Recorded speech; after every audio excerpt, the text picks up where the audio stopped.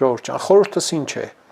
Այն, որոնք Հայաստանին վնաս են տվել տարբեր փուլերում, ում որ այդպեսին եք համարում, դրեք կողքի, ոչ ծրագրերը լսեք, ոչ խոստումները, ոչ ելույթները, ում որ այդպեսին համարում եք։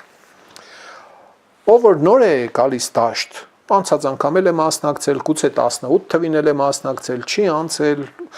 լսեք այդ մարդկանց ծրագրերը,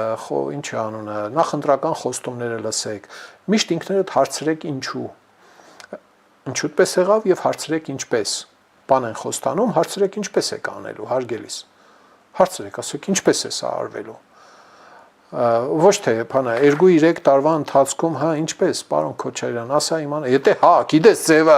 այդ դեպքում ասա ինչու հայրդ չի արել ժամանակին։ Ինչն է խանգարել։ Ձեռն է քարիտակ եղել, փող չի եղել, ահագին փող է տնտեսել, զենքի կնումներ քիչ է արել, շատ քիչ է արել։ Շատ քիչ է արել։ Այդ բանը զենքի գնումների փողով հնարավոր չէր ժամանակավոր կացարանների նույնը հարցրեք ուրեմն